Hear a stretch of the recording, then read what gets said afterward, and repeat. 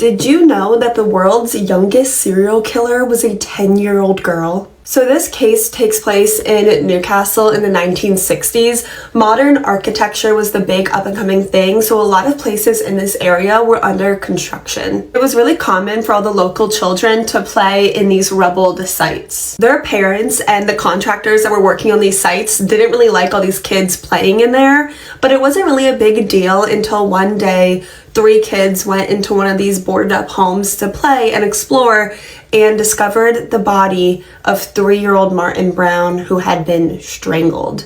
Martin's death came as a huge shock to the community. Parents with young children are terrified that there's some, adult stranger man that's attacking toddlers. A few months later, another toddler, 3-year-old Brian Howe, was in his front yard playing with his siblings, his dog, and 2 neighborhood girls, 11-year-old Maribel and 13-year-old Normabel. They had the same last name, but there's no relation. When it was time for everyone to go home, all of Brian's siblings returned back home, but 3-year-old Brian never did. His parents were immediately concerned and a search party was quickly formed. Tragically, later that night near a railroad, little Brian's body was found poorly concealed under some grass next to some cement blocks. Just like little Martin, Brian had been strangled, but his body was in even more of a worse condition with a long list of injuries, including the letter M carved into his stomach. A pair of broken scissors were found next to Brian that they believed were used to carve the letter M.